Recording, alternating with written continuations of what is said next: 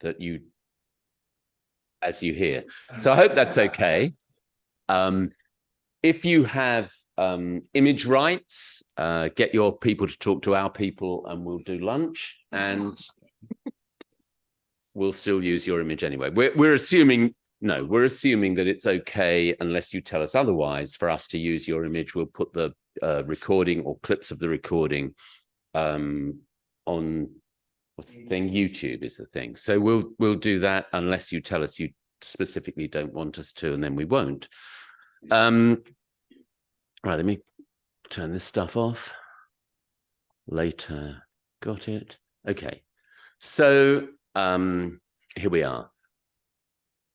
As I've said, welcome. Tonight, we're delighted to welcome, and I suppose pre-feature, Janine Booth. Janine is a performance poet of, I would say, some renown, and we are delighted and honoured that she's agreed to come and perform for us.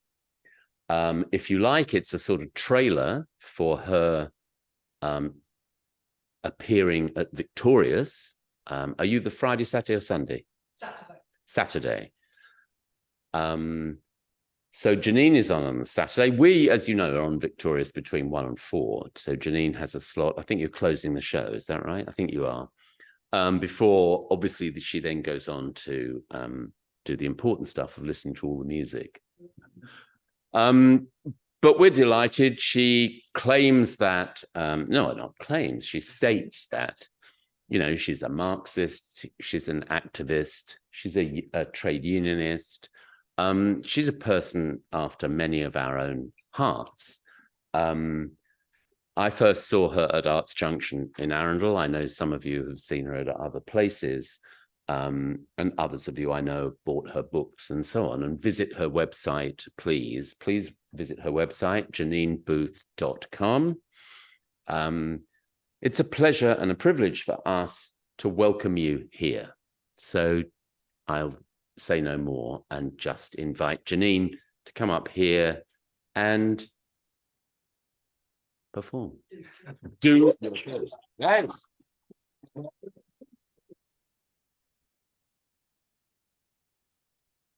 Oh, thank you. What a build up. I'm going to have to be good now, aren't I? Oh, dear me. So, mostly this evening, I'm going to be doing some poems from my new book, which is called Amplify. So it's kind of themed around amplifying voices, communities, struggles that are underrepresented. And so I shall start with the title poem. This is called Amplify. Amplify the voices that rarely get a hearing. Power up the megaphone and drown out the jeering.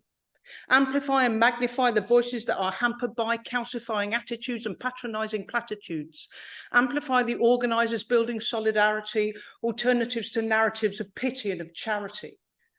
Amplify those battling in fights for liberation, for self-determination, who won't settle for a homegrown tyrant for their nation, who want to rise up with their class and not above their station.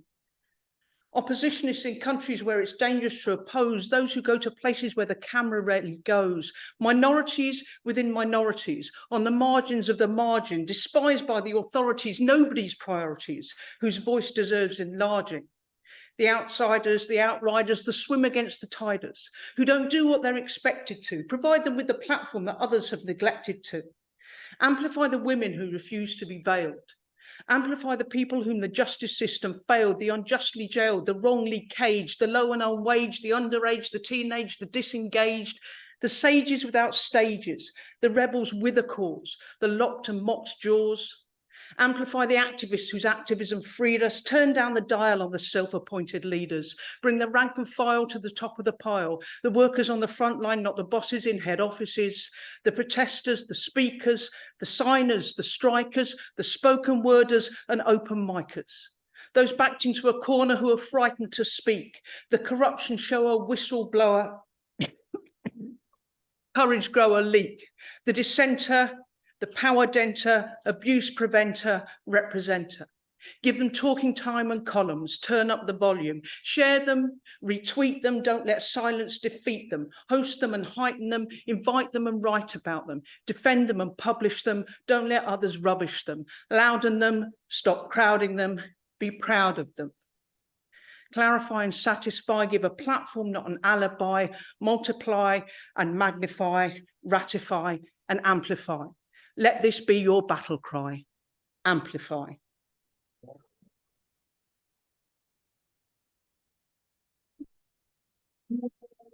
There you go. So I think I set your stall out there, didn't I? And certainly one group of voices that deserves amplifying is the voices of working class people who are often judged and marginalised, etc. Anyway, so the next poem I'm going to do is kind of slightly about that, but it's also to introduce a series of poems so the book has got lots of rants in it, as you can imagine.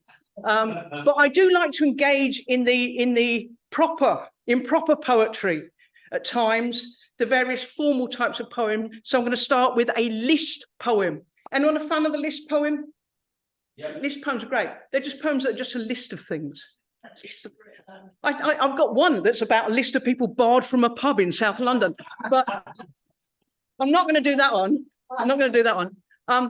This is a list of things.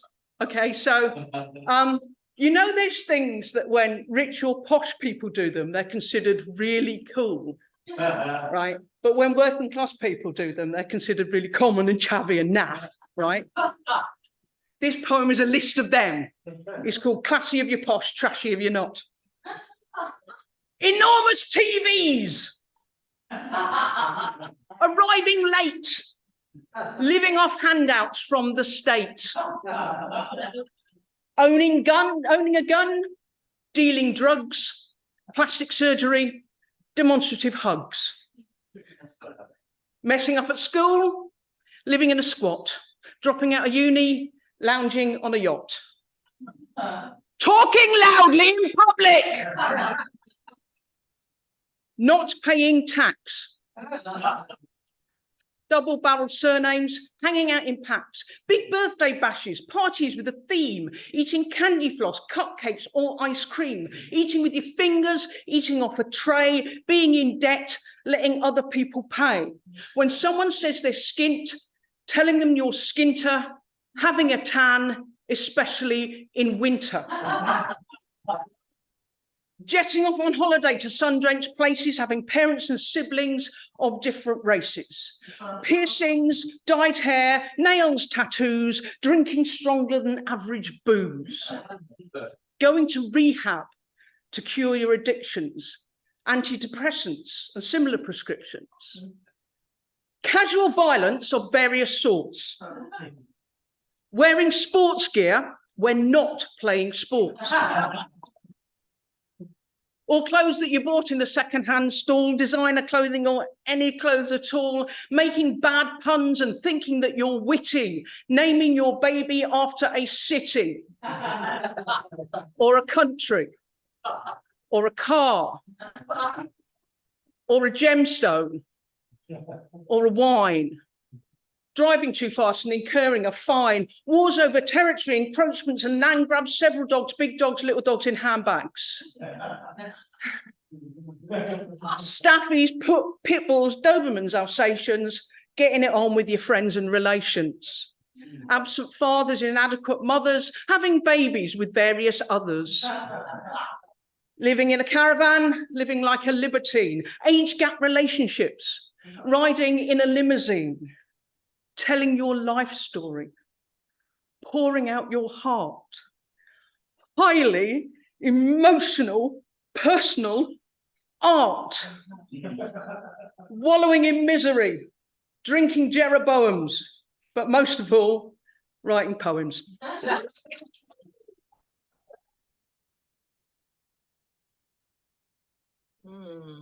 That's a list poem for you.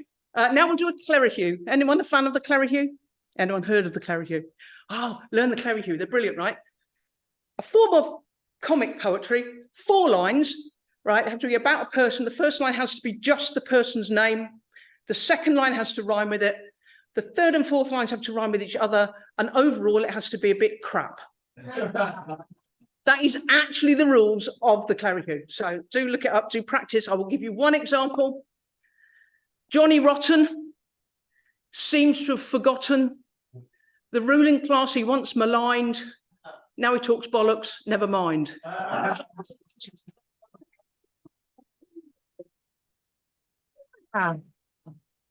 Okay, there we go. So, it's time for a sonnet, isn't it? If we're doing proper types of poetry, we've got to do a sonnet.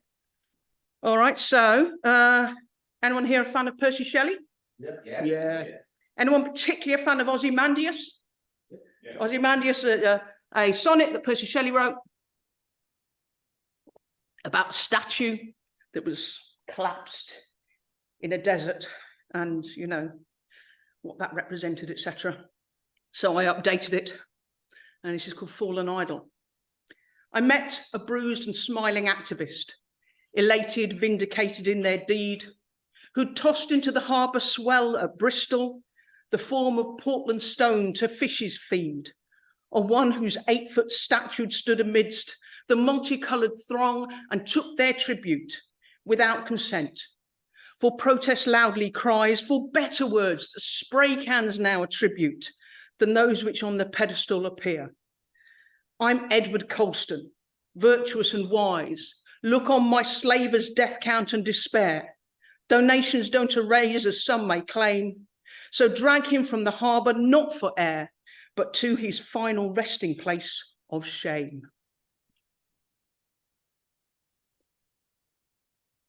Gotta have a sonnet. Gotta have a sonnet. Right, golden shovels. Who's heard of the golden shovel? I love introducing people to the golden shovel. It's a relatively new form of formal poetry, right? But here's what you do with the golden shovel, is if you want to pay tribute to another poem, you get that poem, or unless it's really short, an excerpt from that poem, write it down the right-hand side of a page, okay? And use the words as the end words of the lines of your new poem, okay?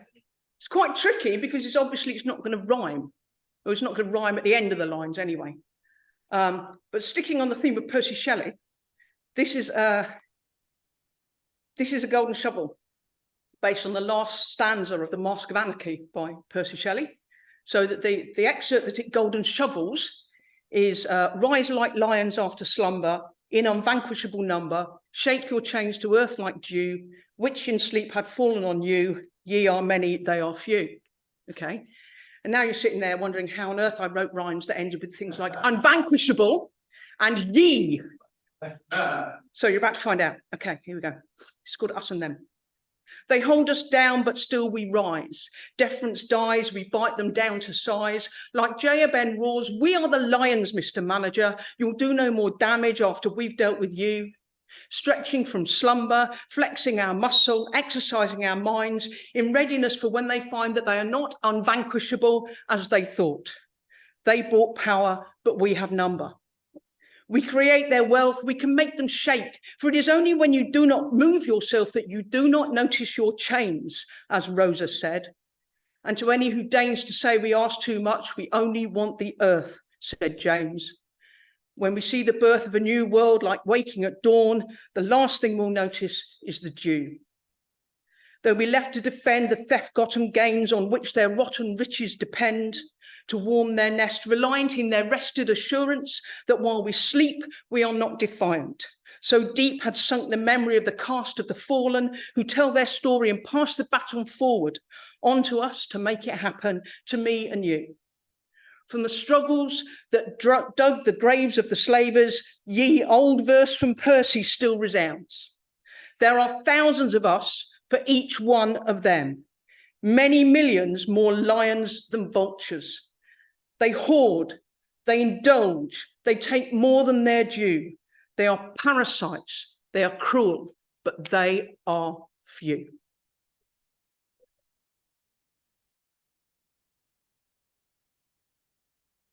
Now we'll do, we're really going through the formal forms here. Do you pronounce it triolet or triolet? Anyone more expert than me on these things? Anyone know what on earth I'm going on about? No? Okay, so there's a form of poem that's like, it's 8 lines, and it repeats some of them in a pattern which will become obvious. This poem is actually 4 triolets all run together. And it's called Be Streetwise, and it's prompted by a comment made by, well, at the time, he was a police and crime commissioner. Shortly afterwards, he resigned in a hail of protest against what he said, which was in the wake of the murder of Sarah Everard. He said that women and girls just needed to be more streetwise. So this is a series of triolets, however you want to pronounce it, and it's called Be Streetwise. Be streetwise, girls, be streetwise, and you won't get false arrested. Look out for cuffs and meat knives. Be streetwise, girls, be streetwise, and memorise our treatise on what to do when pestered. Be streetwise, girls, be streetwise, and you won't be false arrested. Be awarer, babes, awarer, and you won't be abducted. Don't trust the warrant bearer. Be awarer, babes, awarer, and you won't go like Sarah and have your life corrupted. Be awarer, babes, awarer, and you won't be abducted. Trust coppers, ladies, coppers, except the times you shouldn't. Like when they try to stop us. Trust coppers, ladies, coppers, but carry handcuff croppers in case you really couldn't. Trust coppers, ladies, coppers, except the ones you shouldn't. Be resistors all. Resistors. Reject this victim blaming. Stand up for your sisters. Be resistors, all resistors. Give conduct rules to misters and stop this bloody shaming. Be resistors, all resistors. Reject this victim blaming. Yeah.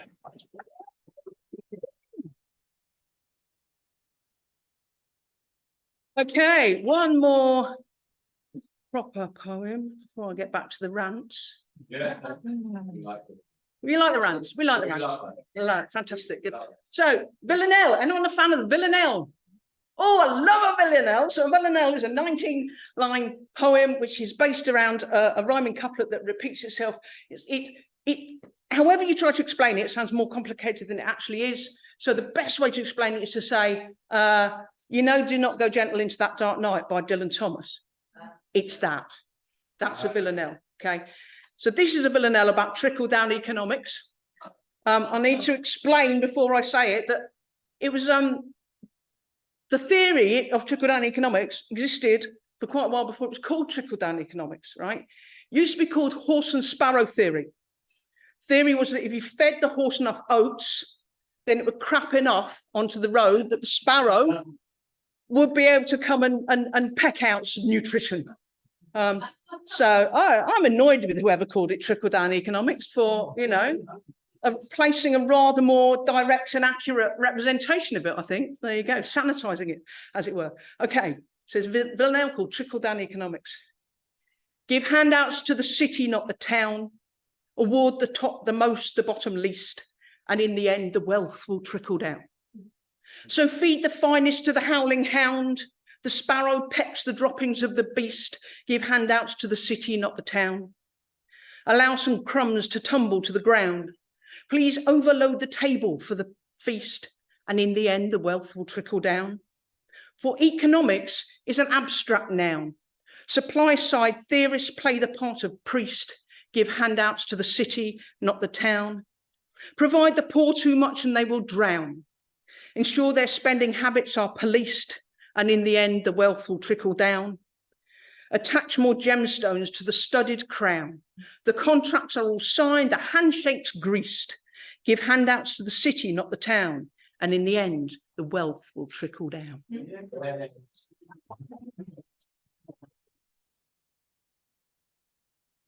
Okay, so I'm going to do a rant now, long rant. A long rant that I think I did last time I was in Chichester, and I certainly did at that gig in Arundel that half of you were at. Yeah. And it went very well, so I thought I'd do it again. So there's, you know, I won't give a long wordy introduction because it's a long poem, it's five minutes long, and it's called Not Okay. I saw a poster the other day saying it's okay to be not okay. I was sitting in a waiting room while others sit or just exist on a waiting list for months or years, growing trauma, worsening fears, not serious enough to jump the queue or get what's good for you. So you stand in line, bide your time, wait your turn, and while you wait, perhaps you'll learn to be more resilient. Yes, that would be brilliant. Parity of esteem in your dreams, the stuff of inspiration, memes, buzzwords, fuzzwords, nothing does words. Set targets, trust the market. It will decide and it will provide for those who can pay. So is it okay for the poster to say that it's okay to be not okay? Because I have something else to say, that it's not okay. No, it's not okay that so many people are not okay. She's a cutter. He's a hoarder, diagnosed with some disorder, shouting in the street, letting yourself go, starving, stuffing, highs and lows, hidden women, looking for help, more men than women, killing themselves. And why? Because big boys don't cry. Lock your feelings clean away. So is it okay for the poster to say that it's okay to be not okay? Or would it be better put this way, that it's okay to say you're not okay? Because it's not okay. No, it's not okay that so many people are not okay. Pushed and pulled and put in your place, demands and punches in your face, missed the grade, potential mislaid, going nowhere but a useless job, moping, lounging, coping, scrounging. You went to war or it came to you, nothing you could do, and the sights you saw tore your core and keep on pounding at your door. Can't get the pictures out of your mind, can't get a fix for the kicks and the grind, for the knocks and the losses, can't bear your crosses left on the shelf. And after all this, you're supposed to feel good about yourself. How does that work then? Show us the way. So is it okay for the poster to say that it's okay to be not okay? Yes, I think it may if it helps to get you through the day, but it's not okay. No, it's not okay that so many people are not okay. Maybe a mental health condition diagnosed by a clinician is not a surprising acquisition, all things considered, given the position. Maybe understandable, easily expandable, maybe even a rational, compassionate reaction and tempted extraction from a horrible, intolerable situation. Direct or indirect causation, when life feels unbearable, seems irreparable. 1 in 4, it's a bloody miracle it isn't more. Maybe the people who live through this shit and don't go nuts, don't fall to bits, don't tip the table, don't scream as loud as they are able, don't get labelled, maybe they are the ones who need their heads examining. What do you say? Would it be okay to put up a display saying it's okay to be not okay? Because I have something else to say, that it's not okay. No, it's not okay that so many people are not okay. Or maybe your world is fine and dandy, bills paid on time and life as sweet as sugar candy, but still the blues, they keep on creeping up on you. Always worries, never sleeps, hasn't done for weeks, and every day's the bloody same. Pressure, shame, distress and blame, and it's not a game. And it's not all in your mind. Some of it's in the world outside. So stay in bed. That's what the voices in your head said. Keep the demons away. So is it okay for the poster to say that it's okay to be not okay? Yes, I think it may if it helps to get you through the day, but it's not okay. No, it's not okay that so many people are not okay. Awareness raised by awareness days. Laying bare, now we're aware how sick we are. Hurrah.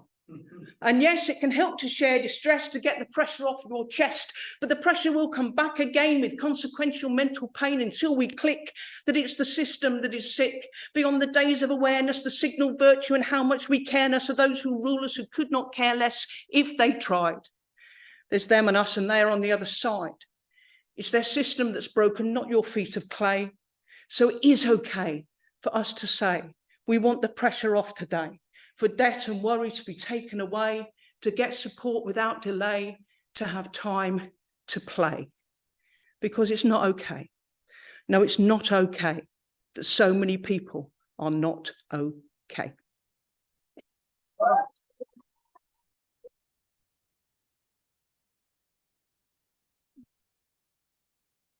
Okay, lovely. 2 more from me. Okay. You know, there's sometimes terms you come across that just kind of bother you, something about the term. So for me, one of those terms is school refuser. I really don't like the term school refuser because it makes it sound like it's all the kids' fault and doesn't take into account the context in which they're not going to school. So that thought prompted this poem called Who's the Refuser? Rebecca is a school refuser. The lessons confuse her. Miss knows her sister is a substance abuser, but that doesn't excuse her. She's labelled a shirker, assigned to an overworked social worker, a conflict diffuser, but Becky's still a school refuser. Mason is a lesson bailer, afraid of failure. He's looking paler and feeling frailer. Attention derailer, he's flawed by distractions, can't make head nor tail of fractions, would sooner go and find some action. Danny is a school refuser, a regular recuser. He knows he's a loser. His dad's down the boozer. He's a bit of a bruiser. He says that it's better to be a fighter than a reader and writer. It'll get you further. It's worth more than a piece of paper, a C-grade scraper. It'll get him a job with a flash four-wheeler, with a bloke he knows who's a grower and dealer. Sanjay is a school absconder. In class, his mind would only wander. Absence made his heart no fonder. He's an oversleeper, a poor timekeeper. His troubles run deeper than getting there for registration. He doesn't care for regulation. Chloe is a school refuser, a solitude chooser, her dad's an abuser. The system pursues her, the letters accuse her of truancy. No room for ambiguity, of skiving, depriving herself of an education, an entry-level qualification. Kids like her lack motivation. Yashvi is a school avoider. The noise annoyed her, the constant pressure near destroyed her. The pep talks never really buoyed her. She wasn't sporting, found it boring, exhausting. She cares for her parents and her elderly neighbour, uses up her emotional labour. Or maybe school is a child alienator, a confidence deflator, a forced conformer, cheerless stressor, peerless pressure, anxiety provoker, anger stoker, sense overwhelmer of taste and touch. It's just too much. Too disciplined, too regimented, thinly skinned, unprecedented. Ambition foiler, prepared for toiler. Streamer, grader, descent, dissuader. Starved and stunted, underfunded. Character crusher. Challenge husher. Spirit tamer. Victim blamer. J'accuse the accuser. Who's the refuser?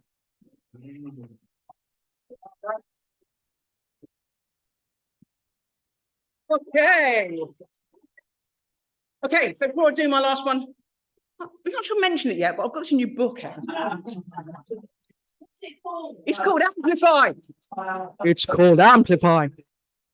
It's called Amplify. It's actually published by a proper publisher.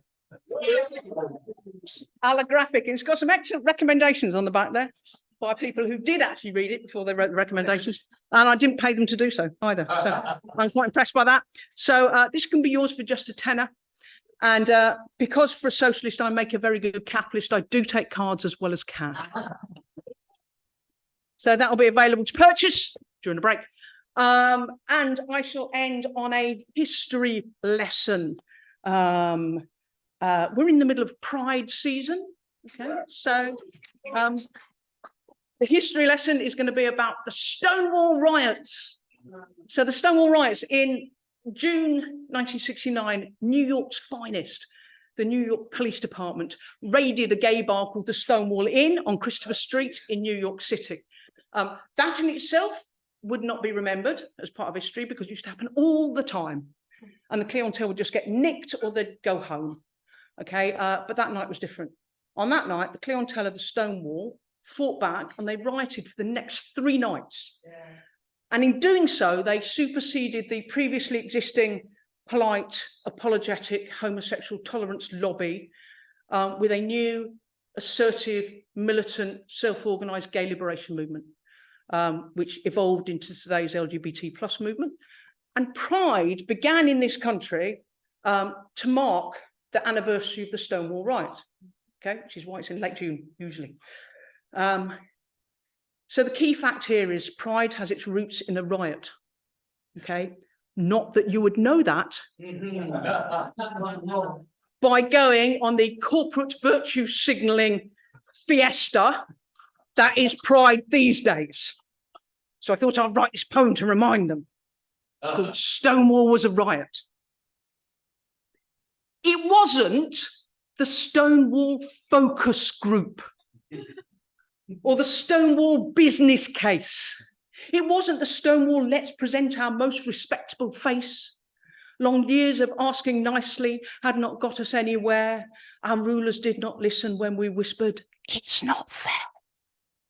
So when rewriters try to say we won by being quiet, remind them of our history, that Stonewall was a riot. It wasn't the Christopher Street parade or a carnival with floats. No candidates turned up and smiled to try to win our votes. It wasn't the Stonewall letter or the Stonewall resolution. It fought all night to light the dawn of the gay rights revolution. When glossies feed you tales that serve a bland and spiceless diet, remind them of our history, that Stonewall was a riot. Starbucks did not sponsor it. Nor Barclays Bank, nor Nike. It was not led by lobbyists, but drag queens, fags and dykes. The advertisers did not book a rainbow centre spread, and coppers did not dance with queers, but beat them till they bled. When corporations claim our cause, then comrades do not buy it. Remind them of our history, that Stonewall was a riot. Now, every tactic, loud and quiet, is welcome on our stall. If it hadn't been for the Stonewall riot, we'd have no pride at all. Thank you very much.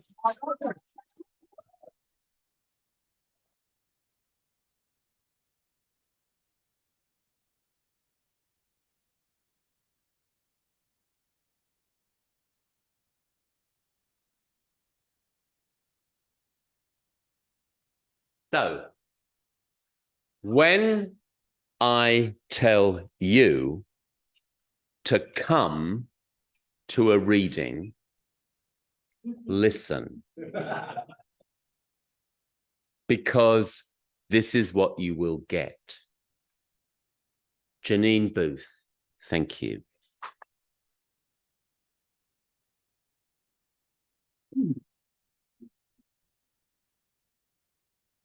And tell your mates who did not come. I mean it. Okay, we're going to take 5 minutes. Go and take your dirty crockery, cups, glasses, plates, replenish in your hundreds, and we'll reconvene in 5. Thank you. Janine, thank you. If you guys have not, let me remind you, if you haven't signed up to read, please sign up now. If you want to buy books, you go see Janine now, and we'll be there.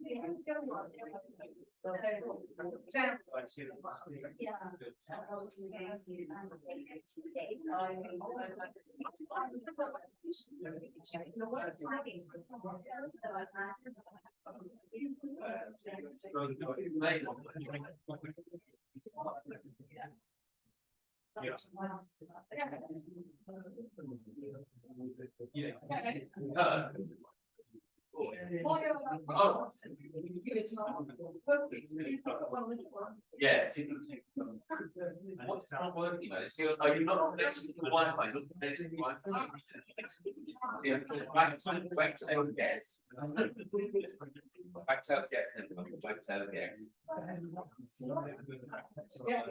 And then it's backtail 2021.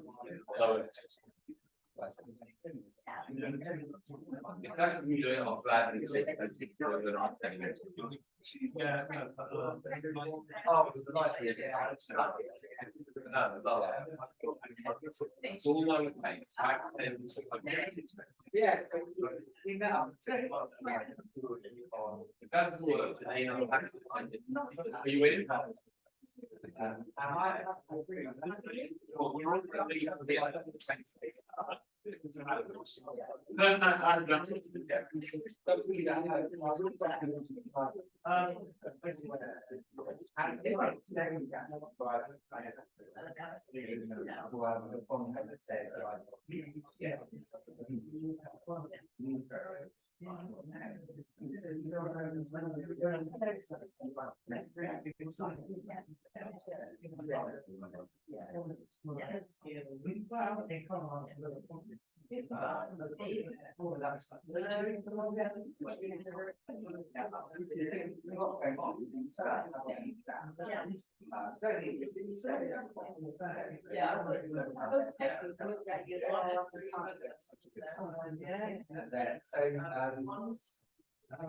So some of them left in different parts.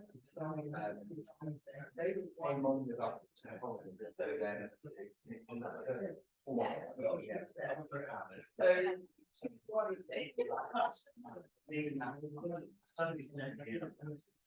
and he was saying,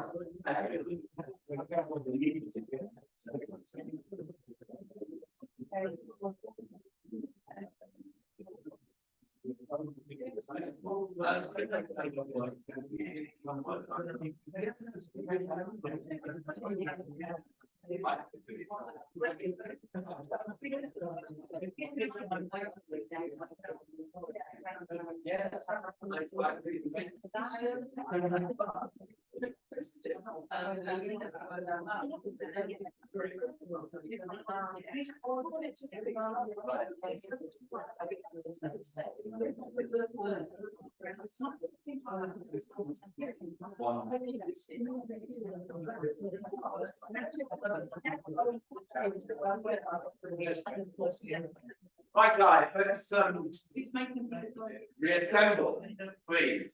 So I want to make sure that you've signed up if you want to read.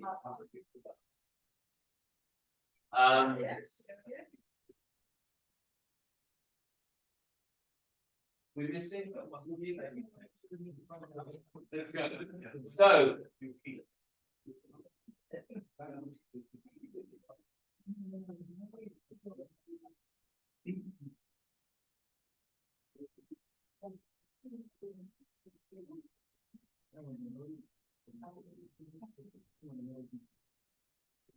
Okay, hello.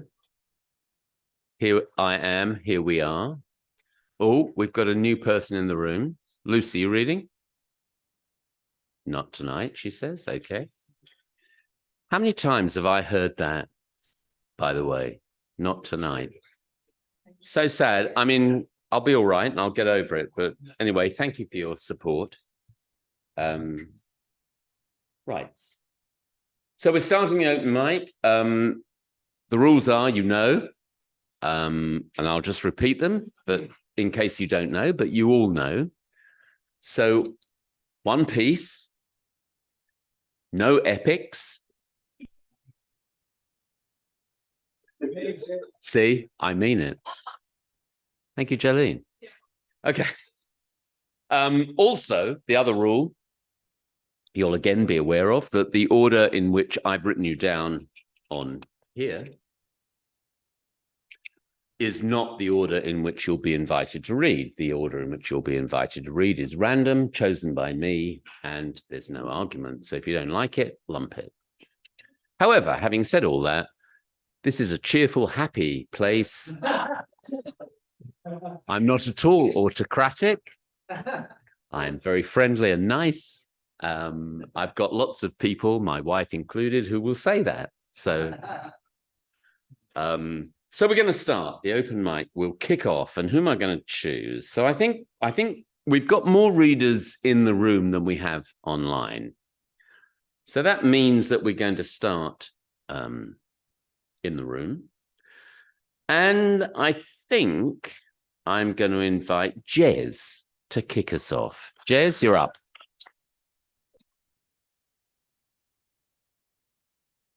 Good evening, everyone. Thank you for coming. You were blinding. I absolutely loved it. Thank you very much. So this is a new one, finished only this week. And yeah, I wanted to try it out on you guys. So this one's called Nature's Perspiration. The music is perfect. And now I understand that feeling via a trumpet, that your blood and my mind can be stillness. In your instrument, we are symbiotic, holding me like nothing I ever knew. Your tone in a language I could never locate. You make me float down past the bookcase onto the Afghan patterned floor, past rock and roll and all Americanisms. But in your hands, there is magic. Your sound owns me. I don't want to dance. I just want this note to last forever. with this warm, fumbling jazz. Because Britain has fallen down on her dead-soiled knees, and she pleads with me for a cigarette and English cider, pain relief heavy on the gold. They say they've run out of Brexit on the M3. I spy the spinnaker from the periphery of this dual carriageway, discount stores and phone shops as far as the eye can see. It's a shit show. Waves of social media flow over me. Let's just turn the whole fucking beast off. The sky will always fulfill the ground's need for nature's perspiration until it doesn't. We exotic in our nature. I can feel the me in you.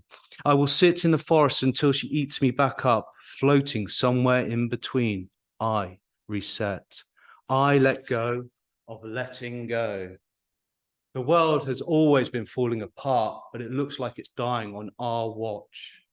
I think we are through the first stage of grief and well into the second, anger. Imagine we were once free to roam this wild land and hills before we cut down millions of trees and built England upon her beauty. A house where the buildings stand and the names and the faces continually change, like a flood that has cleared the streets of Sunday poets. No matter how clean and healthy my body is, we're all interconnected. So all the mess of the world is me too. Can we transcend this mind poison? The bell rings to all corners and back round to my heart again, all related to the first breath of a tree. And I forgive myself for all these concerns. I know nothing of these ways of stillness. The sun always follows floods, flowers follow rain, words I keep to myself, watching 5 butterflies fly. Dye me like cloth with your peace inseparable, a radiator, not a consumer of love. Imagine a world without motorways and cars, just millions meditating to the eternal sunrise on a sphere. I turn into sand and get built back into clay 1 billion lifetimes away. The fire returns us to the bottom of the ocean to be reborn as monkeys mirage in a little book of dreams that I forgot. Thank you.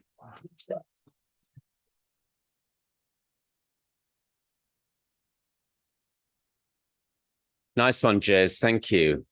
And by the way, just seems to me that following on from our featured reader, if any of you are looking for a prompt for a rant poem, Brexit's right there, right? Come on. And we haven't had enough of those. So if you want to go out and write, come to Writers Club, alternate Saturdays, come and write something about Brexit and the crock of shit we were sold. And that's now coming back to bite us. So let's think about that. Ken, sorry to interrupt your flow. Somebody called Andy on Zoom would like to be added to the list to read. Oh, okay. Okay, Andy. Oh, it's Andy. We know Andy. It's Tina's Andy. It's Tina's Andy. Andy and Tina. I didn't mean Tina's Andy, by the way. By the way. Sorry. Oh, I yeah. haven't changed it. Sorry. All right, before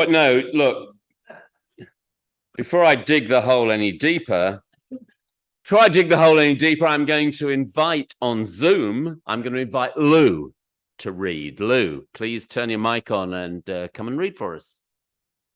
Hi, thank you very much. This is a piece in honour of a younger generation of impassioned people who see injustice in the world, and it's called Many New Suns.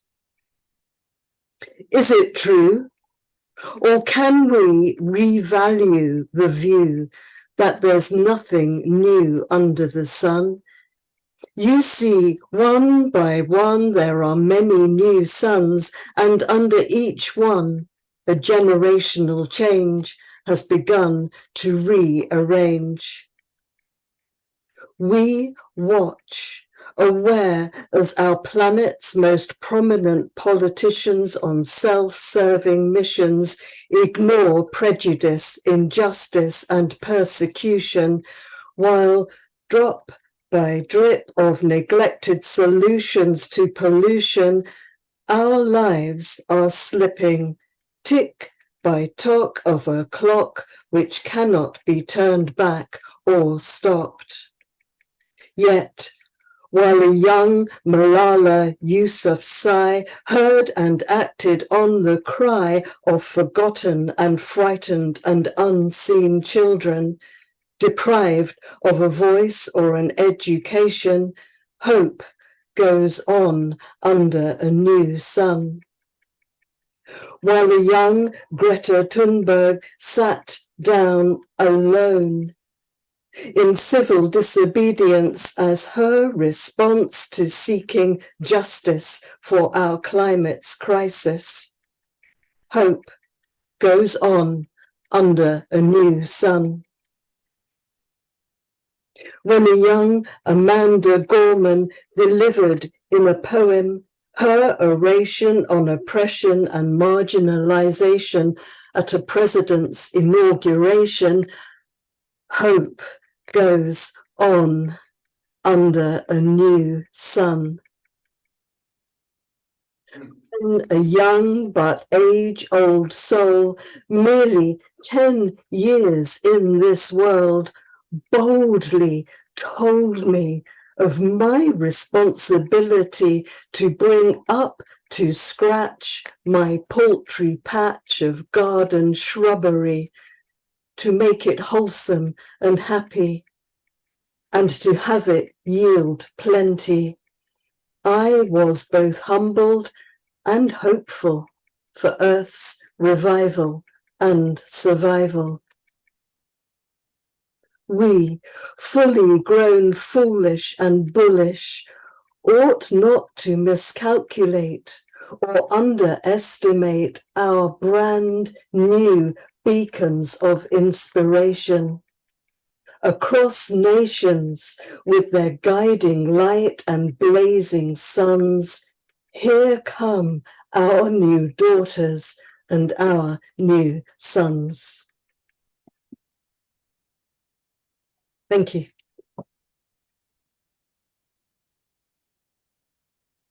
Thank you, Lou. And Lou is also featured at Victorious. I'm not sure what day. Are you on Friday or Sunday? Sunday. Sunday. Lou is on Sunday at Victorious, and also will be our October feature. Lou Beckerman, poet and jazz singer.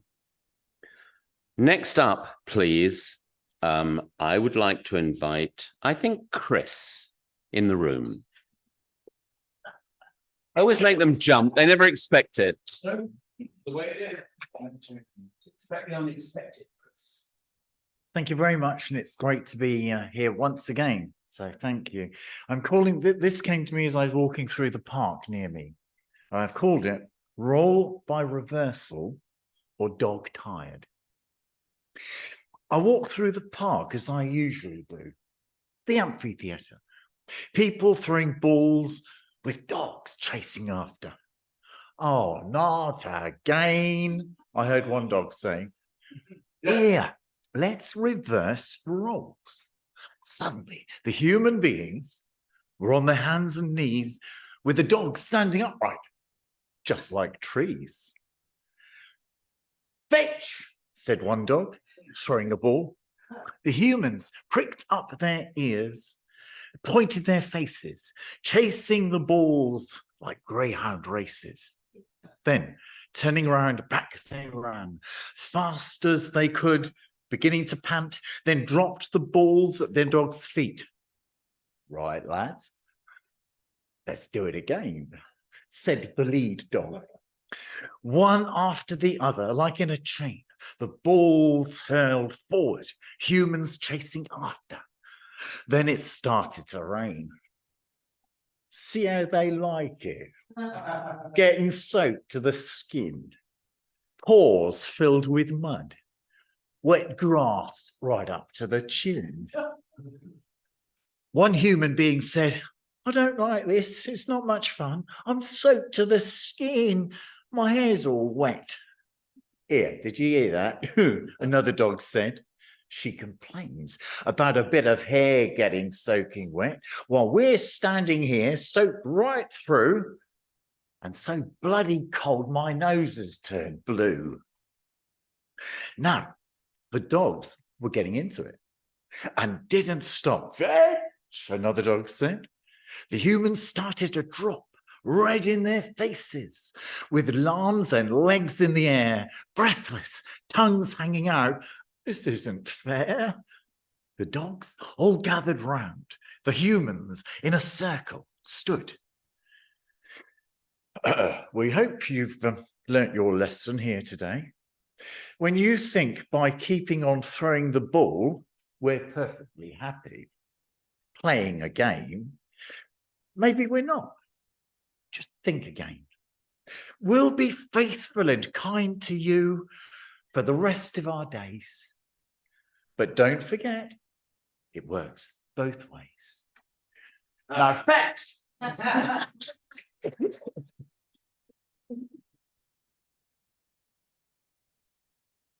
Thank you, Chris. Maybe the dog is saying it's not okay. Okay, we're going to stay in the room and then we'll go onto Zoom after that. So in the room, I'm inviting Emma, please.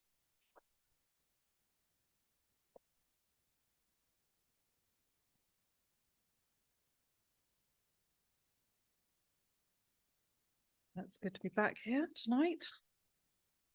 Bit daunting following Janine.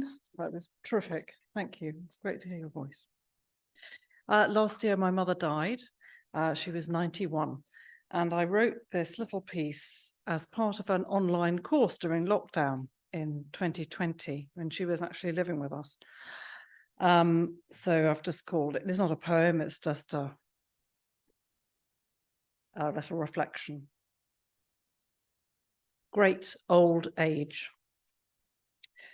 You who once loomed large in my life are smaller now as you shrink into great old age.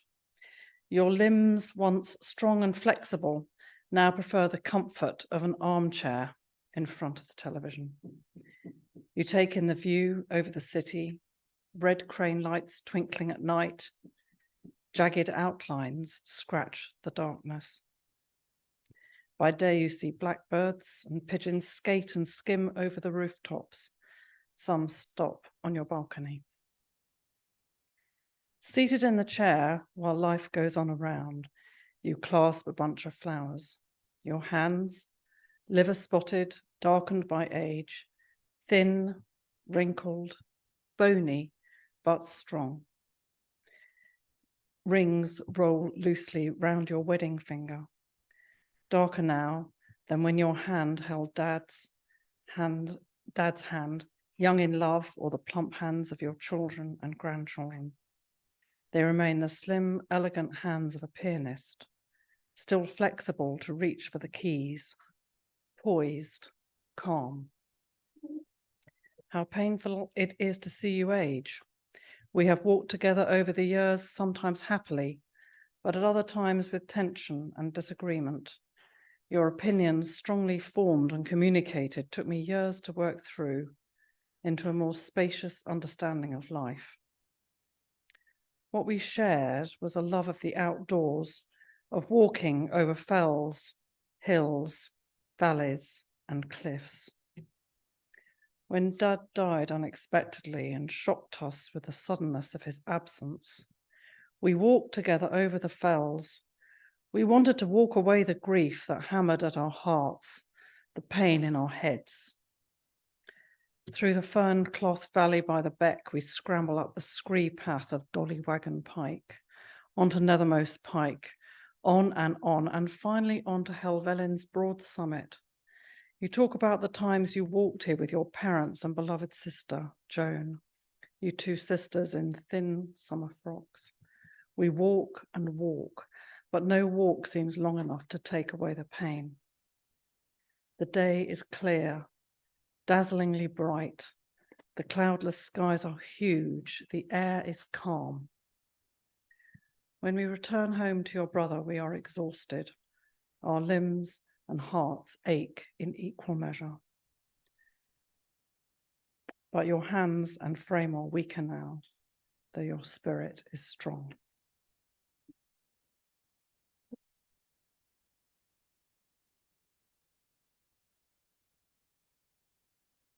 Thank you, Emma. Thank you. I said we'd go online now, so we will. And I'll invite Tina, please, to unmute yourself and read.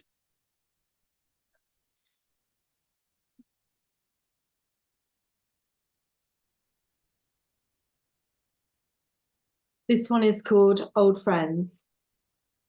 So you're back again, wearing your cloak of despair, wrung out in dirt, sadness, and cursed by confusion. Stone cold, unforgiving, stiffly frozen in fear, a hollow dug out by emptiness, filled out with the flat nothing.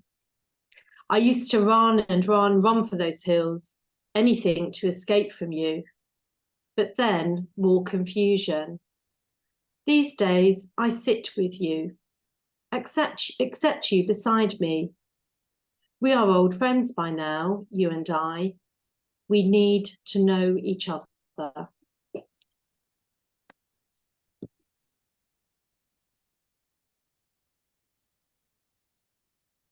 Thank you, Tina. Tina is another one of our poets who will be at Victorious each day. So if you want to hear more from Tina, then come to Victorious. Okay, we're coming back into the room, and I'm going to ask John, please. Where are you? There you are.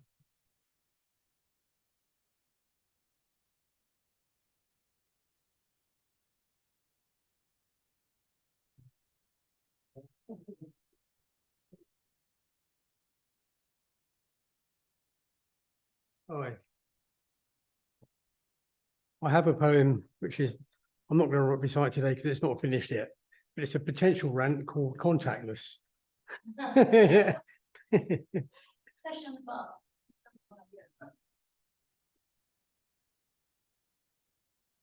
Okay, I've got a poem which I'll be reciting shortly and a short preamble. There's a continuation from when I stood up here last time, talking about the conflict between the obsession with the modern world with the material and the neglect of spirit, which is possibly one of the reasons for the mental instability that's growing in our society today. I think that the problem is also for a lot of people that the daily grind and the media myth of nobody having any time means that people are kind of shoehorned into the material world, don't have time for deeper reflection, which is a problem. It takes quite often a traumatic event like the death of a loved one or falling under a bus to persuade most people to reflect on some of the deeper truths in life. I think, for example, Sheryl Crow penned a song, including the lyrics, "What's important in this life? Ask the man who's lost his wife." It's the kind of event that will trigger a deeper chain of thought. The deeper philosophical truth to emerge from this conflict is that, in the end, money and possessions are just stuff, and the only thing that counts is love. Anyway, I now recite a poem called Child of the Universe that I wrote as a repost to the self-obsession that is another less than healthy facet of our modern society.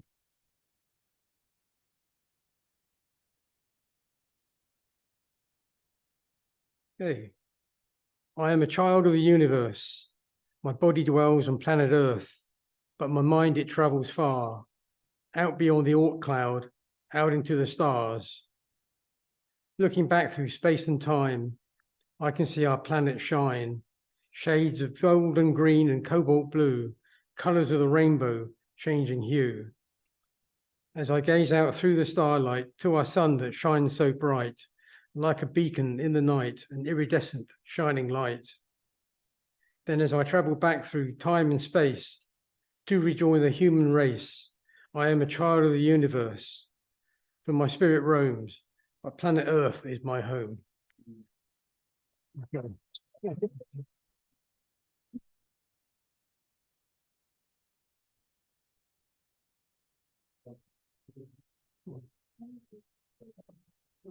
Thanks, John. Thank you. Okay, next up, Sam.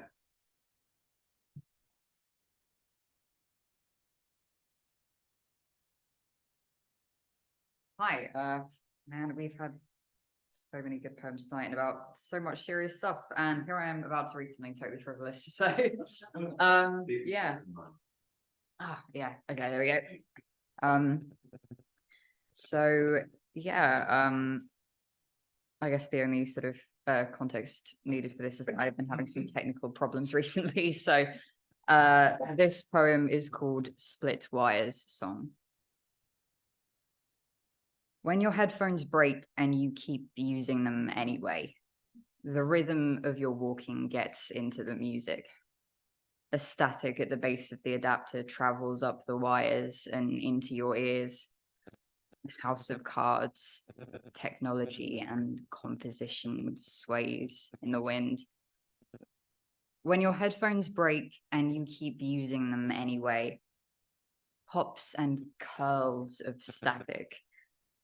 And then when you abandon them in the end and listen with your phone pressed to your ear, and the music pulses with every step, loud and quiet beneath every step of the piano. And when you get them fixed again, there's something lacking about a song that sounds the same every time you listen to it. Every time you listen to it, and you can expect the notes, knowing you'll hear them all, and no rumble of thunder under the drums, and no skips of silence, deaf and numb like heartbeats.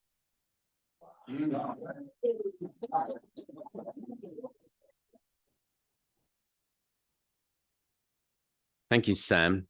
Love that. Oh, Karen, I see you've joined on Zoom. Are you reading? A thumbs up. Yeah. Thanks. Thanks, Kaz. Sorry. Another reader. Okay.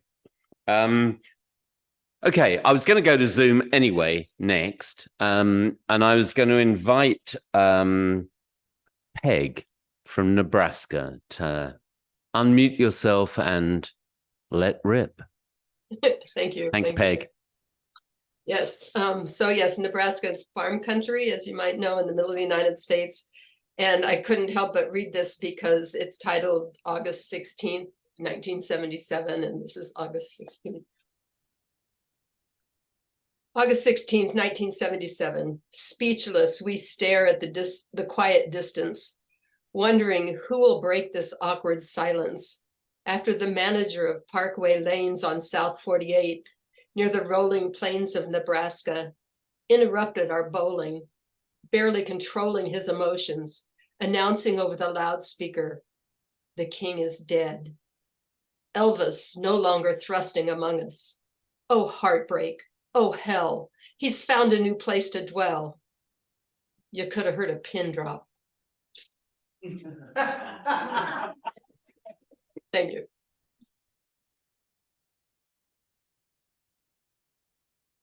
Brilliant, Peg. Thank you. Love it. We're going to come back in the room now, and just look. I'm going to ask Tracy, please.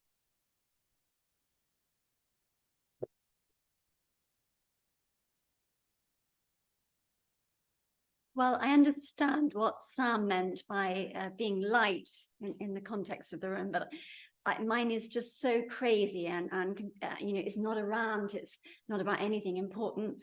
For that, I apologize, but that's just what I brought today. So this I wrote on the 16th of June, which is Sussex Day. And I'd never heard of such a thing. I'm a Londoner, fairly recent to Sussex. And so I tried to think about all of the things I do love about living here. And this is now my home. And so this is a poem of love for Sussex, also called Is Love Enough?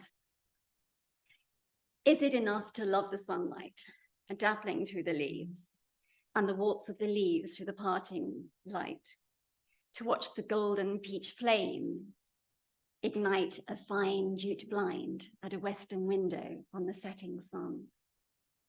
Is it enough to know that movement, vertical in the window, is actually the leaves skimming waves out at sea? The sky reflects water. There is no up and down. We're in a dome made of glass, out of sound, hand blown, always moving, always breathing, pirouetted through space. by the music of nature, like leaves in a dream?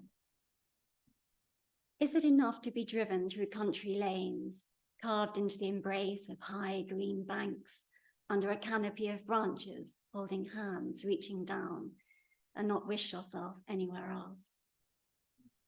Is it enough to have loved individuals intensely and every aspect of life as if sentient and free, to care and cry, protect and applaud, treating their glory as the wind, returning their love to me? Is it enough to be moved by water and air, like leaves lifting away from the tree, to love them and love the light that grants us life? Dappled, shading, shining, fading, never to stop, never to stay the same.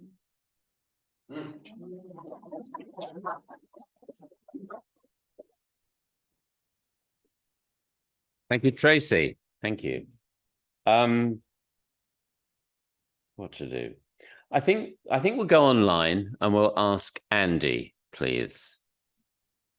Well, I think maybe Andy was Tina. She's logged in as Andy. Oh, So Andy's. Oh, I see. Andy and you.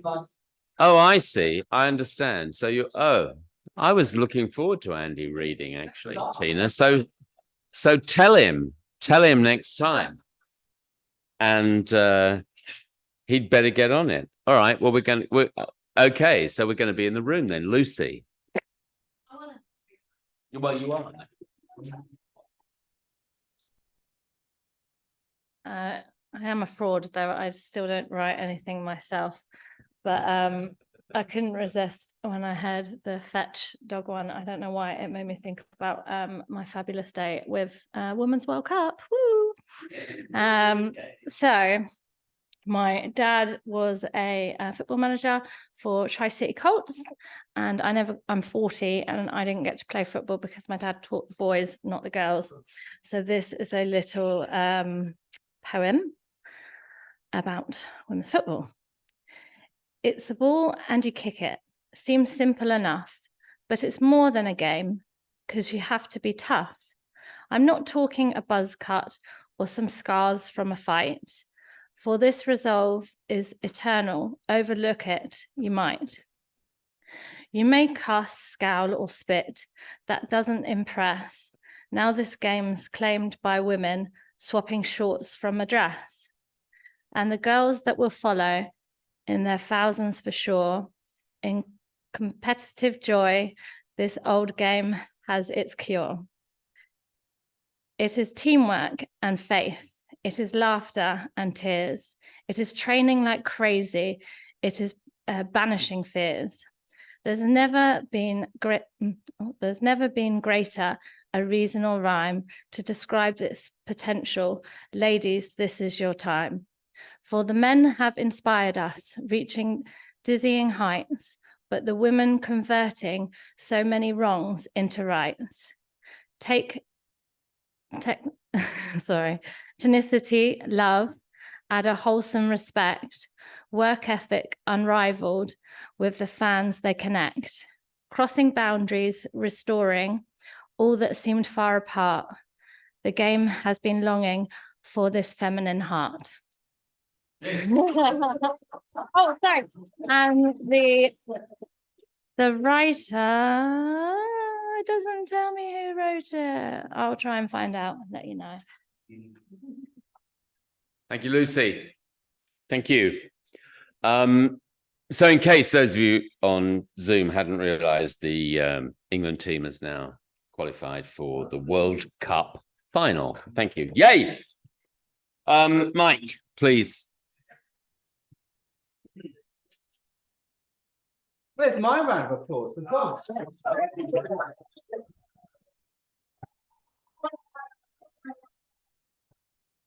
Oh, hang on a minute. No, but the technician's not at his desk. That's okay, isn't it? Good morning.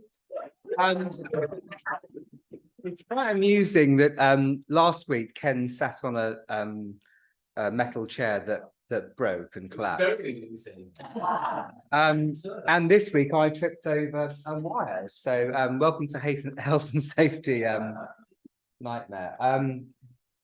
Janine, that was incredible. Thank you so much. I loved every minute of it.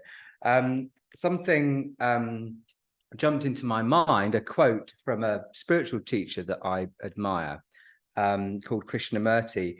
And so I just love the aggressive heart of your work.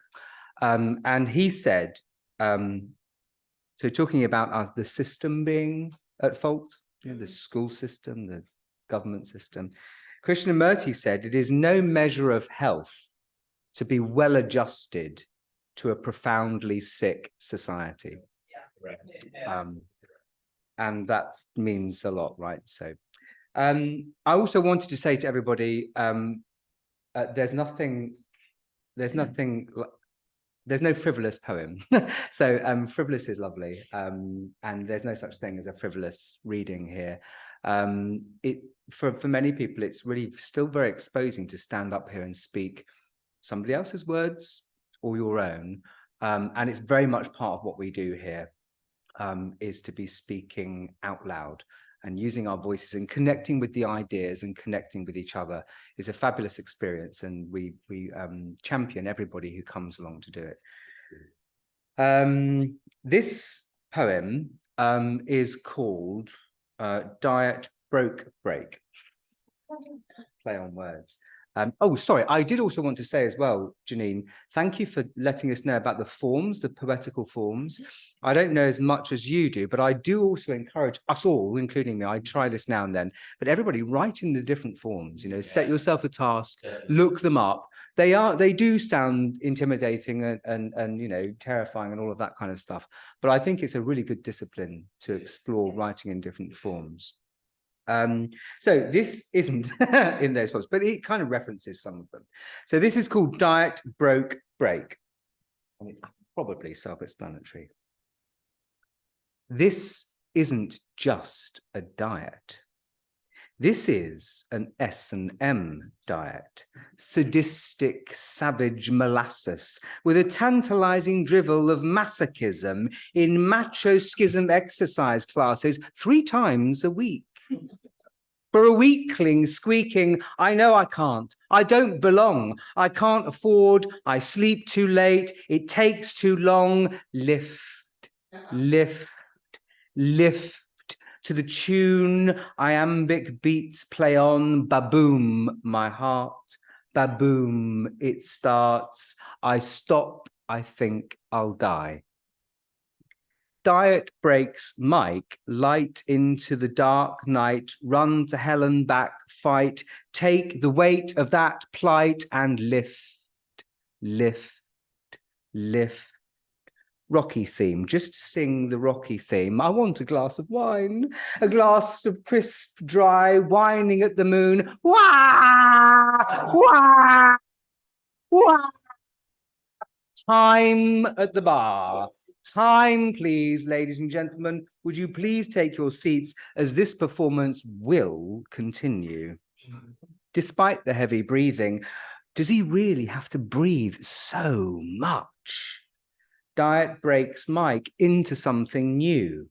Through the darkling glass where hope is at the raising of the barbell, is in the pool of tears that keep the flames of hell well back. Take the weight of that plight and lift, lift, lift.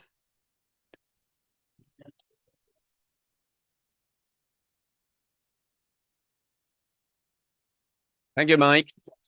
Thank you very much. Okay, we're staying in the room. Nigel, please.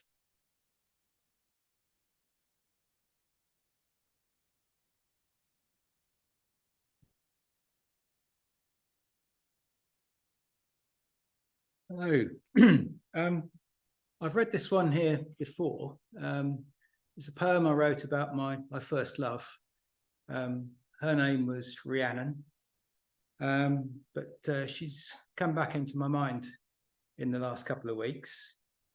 I when I was young, we didn't have phones and with cameras in our pockets all the time, and we weren't forever taking photographs. And I didn't think I had a photograph of Rhiannon.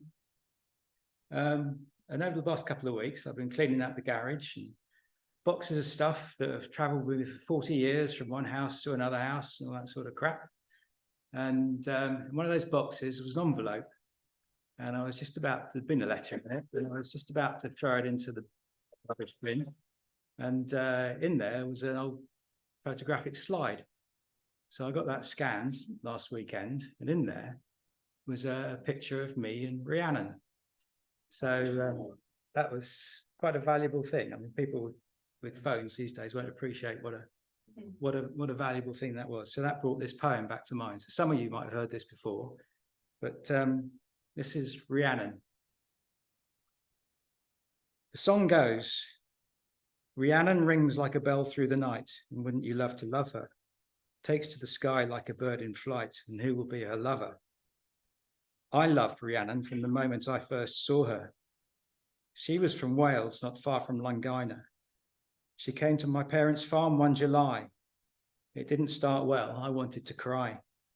My feelings were not reciprocated. I was distrusted, perhaps even hated. We had so many disagreements, she'd frequently shout. She screamed at me sometimes, and once even lashed out. I just took it all, never shouted back, bided my time. What else could I do? She had to be mine. Summer turned to autumn, our relationship healed. I remembered the first time we both shared a meal. We gradually became inseparable, always together.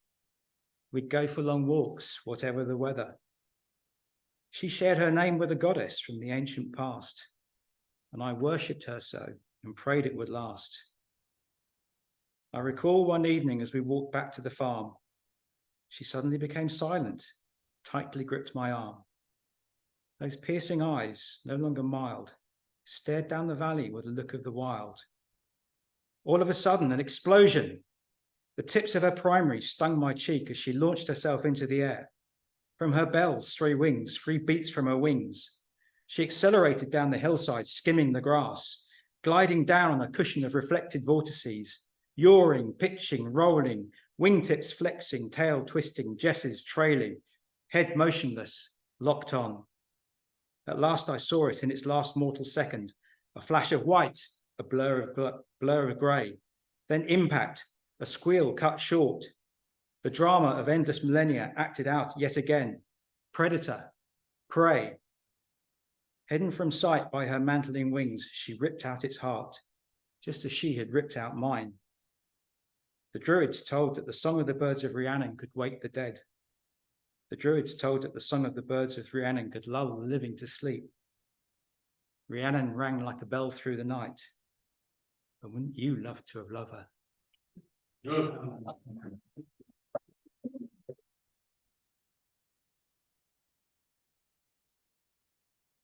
Thank you, Nigel. Thank you. We'll go back online. Karen, Kaza, you're on.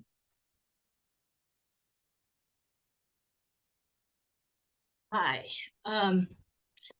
It's been a while since I've been back, and I picked a great night to come back and I've enjoyed all the poems immensely, and Janine, your reading was just outstanding. So thank you very much.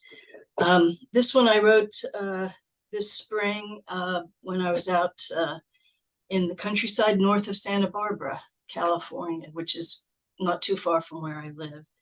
It's called Tucked Inside.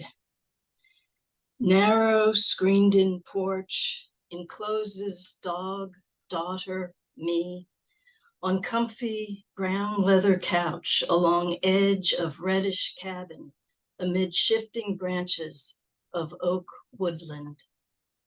Happily shaded and protected from afternoon sun and bugs, we look out onto the scene as squirrels, lizards, butterflies flit about on trees and patio. Against a bright blue sky, red-headed woodpeckers, glassy green hummingbirds, ink-black crows, and white speckled sparrows fill our eyes and ears with ever-changing sight and sounds. A pair of bluebirds feed hatchlings in sheltered nest above the kitchen door. Back and forth they nimbly go, performing their parental tasks until youngsters can fend for themselves. Daughter next to me, preparing her own nest now, for baby tucked inside her. A new life to love and another twist on nature's beautiful kaleidoscope. Thank you.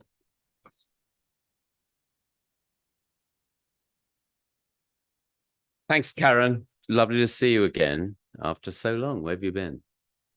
Yeah, I've just been busy. Hey, for shame is all I'm saying. Right. I love you. I love you too. Hey, I know, she knows. I know. Thank you. Okay. Okay. So, Janine, fantastic. You've made me think I've got two poems that I could read. So one's a rant. We don't get many rants, right, in here. So I could read a rant poem. Or I've got another one that's sort of chimes, I guess, with school refuser. So, because I was principal of the sixth form college, and this is about some of the kids that I had. So what should I do? What do you want? Rant? Well, you have to wait and hear it, won't you? It's only a rant. It's a personal rant. It's a personal rant. It's about my life, really. I don't care. I'm saying, all right. I don't look. All right, please. All right. Oh. Oh. Right. Well,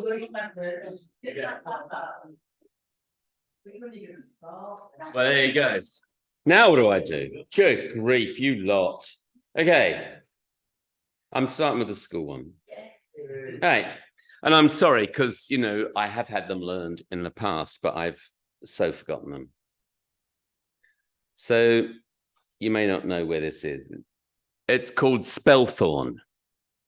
There is a place called Spelthorne where part of me resides forever. People, place, buildings vividly dancing in my memory, jumping me up and down, pulling me back like an undertow to where I can no longer go. Urban wasteland, housing projects, multi-ethnic, multicultural, white flight path, knives and needles, teenage parents, teenage carers spell abuse in my language. Jennifer, raped at 15, came out at 17, thrown out of home at 18, lived in a squat in inner London with her child, somehow found the will to come to college, wrote me a letter. Should have been in jail by now, but she wasn't. That's down to you, she said. So thanks for that. Cuz wasn't interested in jail. He was Asian mafia, made things happen, broke people, ruled his roost in another part of town. Susie was in care and despised it, but was warm and fed and dry, would sit in my room instead of going to history to tell me why she cried. Jack was a traveller, lived in a safe house away from the campsite, fought off approaches from his family to bring him back to teach him to steal and lie and cheat. He was going places. Spelthorne, a hard school for tough people once, and me. Cuz said he could clear the drug dealers from the parking lot. He was here to learn after all, and they were a problem he didn't need. And did I want him to fix it? One phone call, he said. Thanks, but no thanks. Didn't need broken knees on my conscience. Jennifer said she knew people in the project who would stop the unwanted from coming on campus and causing damage and mayhem. We know where they live, she said. Just a knock on the door. Say the word. I didn't say it. Jack, doing so well, found opportunity knocked once too often. Slept with his girlfriend's 15-year-old sister one night. I went to court with him, handled the fallout somehow. Susie will be married with kids with a college degree by now. I hope she's happy. That's all she ever wanted. Spelthorne served a purpose, saved, changed lives, foundered in the recession. Virtuous circle broken by bankers' greed. Even the lead is taken from the roof now. And maybe only I remember them as they were. Imperfect, flawed, but determinedly trying to improve themselves. Yeah.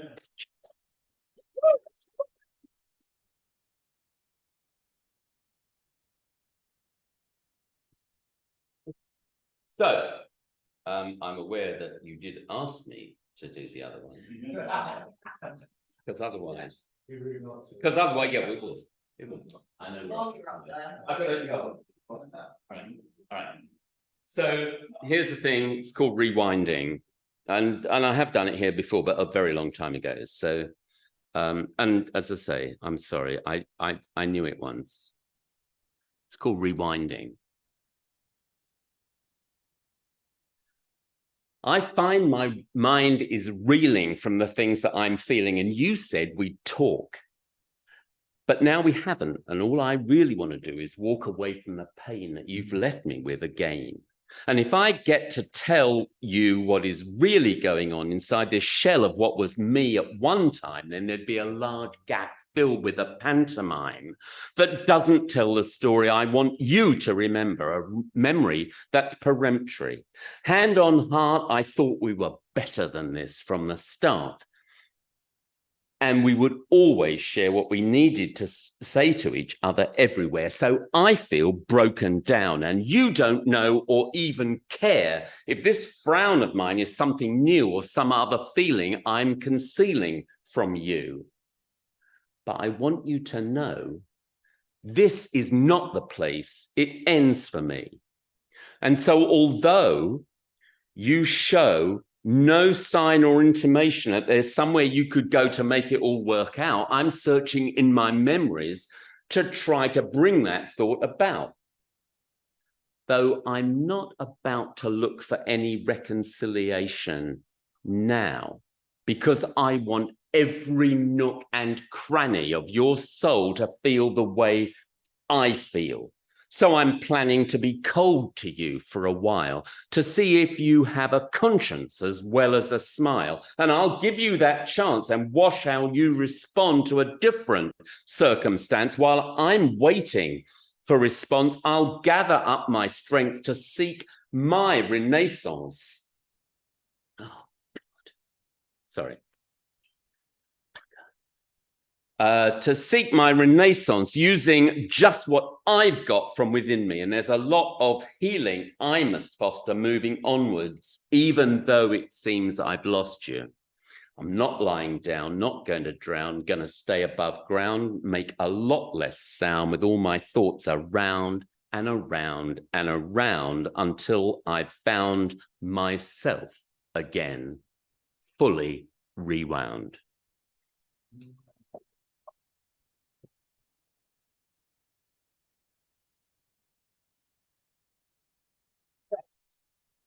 All right, thank you. So, thank you for making me do that, although you said nothing, which is good. All right, look, just want to say we've got a lot going on. August, September, stuff's happening. So let me just remind you, this Friday, 2 days, Friday night at the chapel. We've been invited by Chichester Community Development Trust. They're opening the chapel on Friday nights, Chapel Coffee Bar, not the main house. We've been invited to be there. So we're going to do an open mic performance thing. So if any of you want to practice any of your victorious stuff, I'd say come along, get there.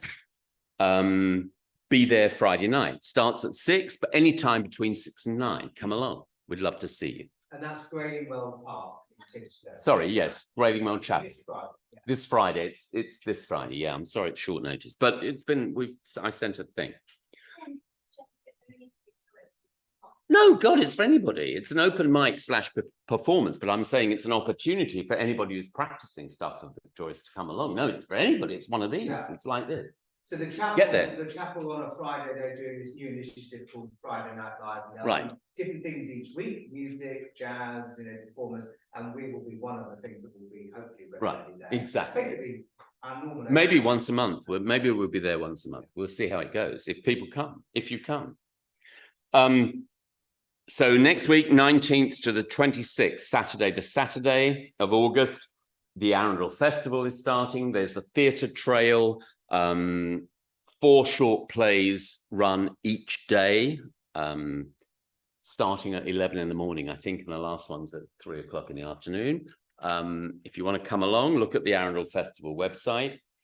25th, 26th, 27th, as much trailed as victorious. We are live in the literacy area tent. There will be many of you here, many other people will be there. Do come along, come and see us, come and say hello, come and buy books. We'll have books. There's all sorts of things. Come and see us. For September, a couple of heads up. Our next open mic, September the 6th. Wagtail will again, as last time, be open until 9:30. So if you want to go and socialize out there, but the added thing is that Wagtail has got a jazz duo, I think, called Ornithology. So they will be playing from 8 until 9:30 after our open mic. So there's a double incentive, really. Come to the open mic, go to the jazz, have a good time, spend lots of money. September, yes, right. September 20th, Conor Logan, an open mic. Conor Logan is an interesting guy. He starts most of his readings with meditations, and he's from California. He'll be online. And a trailer for the day after, September the 27th, is our inaugural, what we're calling 7 Up. So did I say 21st? Yeah. 21st, I meant. Sorry. 21st. Sorry, I did mean 21st. Spelt 21st, pronounced, sorry, spelt 27th, pronounced 21st. My bad. So September the 21st, 7 Up, 7 p.m., 7 performers, 7 performances, 7 minutes. Don't miss it. It'll be great. We'll be emailing you. It's at Wildwood, upstairs at Wildwood, at the bottom of South Street, at Southgate in Chichester. Come along. It'll be fantastic. You've been fantastic. It's been wonderful to see you. Janine, it's been fantastic to see you again. Thank you so much. Everybody online, I love you all. Tina. Can I just ask a quick question? Sorry. When you said about the open mic and the jazz at Wagtails, what was the date of that, please? 6th, I think. It's the first Wednesday in September. I think it's the 6th. Oh, first Wednesday in September. Okay, that's fine. Thank you. It's our regular first Wednesday. Let me just flag up those of you who are here and online who are reading at Victorious. Many of you are here. Jez and Jolene, Janine, Lucy, I see others, Mike, me, Lou online. It'll be fantastic. Tina, it'll be fantastic. If you can come, come. If you can't, your loss. We love you. See you next time. Tracy. Kevin's above. Yes, that's right. So 3 o'clock. Denny, yeah, Denny isn't here because she's directing one of the plays in the theatre trailer, Arundel. It's called Kevin's Above. It's at 15 Maltravers Street. She will murder me if she knows I've said it, so don't ever tell her. I didn't say anything. It was Mike. I love you all. Bye. Thank you.